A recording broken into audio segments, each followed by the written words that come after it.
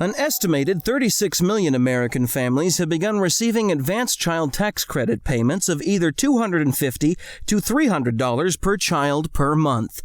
Iowa State University's Kristine Tidgren discussed the rules surrounding those payments as part of an update on tax policy issues for the Mid-South Agricultural and Environmental Law Conference, which was held online this year. But this is a child tax credit advance, and it's treated completely differently from a reconciliation standpoint. So I want to get the word out so that everyone understands, if you have children, what these payments are and what they mean for you when you file your return next year. So the latest announcement from IRS has calculated that about 88% of all families of U.S. children, or I guess families of 88% of U.S. children, will be eligible for what they're calling an advance payment of this enhanced child tax credit.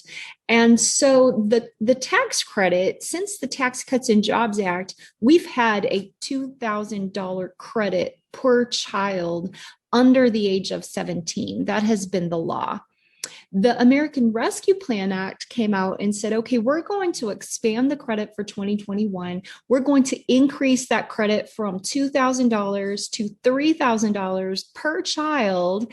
And if you have a child under 6, we're going to make the credit $3,600. And we're going to also expand the upper age so that it applies to 17-year-olds as well. So suddenly, right, with these little gold-plated children, this is a significant tax benefit. And I say tax benefit because it's really way beyond a tax benefit, because it's a refundable credit. The entire amount of the credit is refundable, which means that you don't have to owe any tax at all, and you just receive this as a check. So it's kind of very similar in a way to an economic impact payment, but it's being made only to parents with children. And so what they've decided to do, and what Congress directed the Treasury to do, is to send these payments out in advance throughout the second half of this year.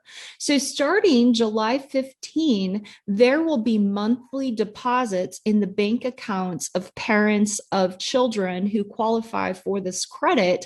And the deposit amount for most people will be $250 per month per child who's between the ages of 6 and 17, and $300 per month per child under 6. And this will just be automatically deposited in the bank accounts of these taxpayers. And then this increased amount, one thing to understand is it's based upon your income. So if you're a married couple that has income over $150,000, the increased amount will be phased out and reduced, but you'll still be entitled to the $2,000 credit. And that $2,000 credit, you'll still receive an advance for that $2,000 credit, all the way up to the point where your income reaches $400,000. If you have $400,000 of income, then the whole child tax credit starts to phase out once you reach that kind of income. But otherwise, really, most Americans are going to receive that advance of one half of the $3,000 per child, or $3,600 per child, depending upon the age of the child.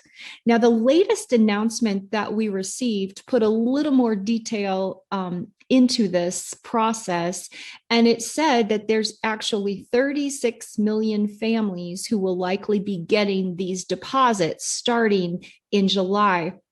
And they're going to base the amount that they calculate. It's going to be automatic, just like the economic impact payment. And they're going to look at 2020 returns that are on file. But if the 2020 return has been extended and it's not actually been filed, then they'll look at 2019 returns, and they'll figure out how much they think that these people are owed based upon the data that was in the 2020 return or the 2019 return. Then everyone will get a personalized letter that's going to give an estimate of the monthly payment. And that's all going to start. And then the list of dates that these payments will be made is there at the bottom: July 15, August 13, September 15, all the way to December 15. Now, a couple of things that folks need to be aware of. Some people will not want to receive this credit in advance.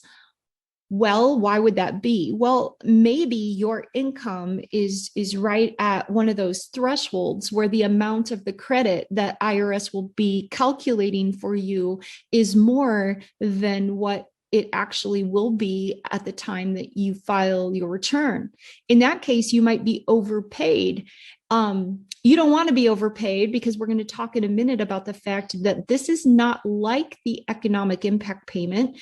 This is going to be reconciled in a way that most people who are overpaid will actually have to pay this credit back.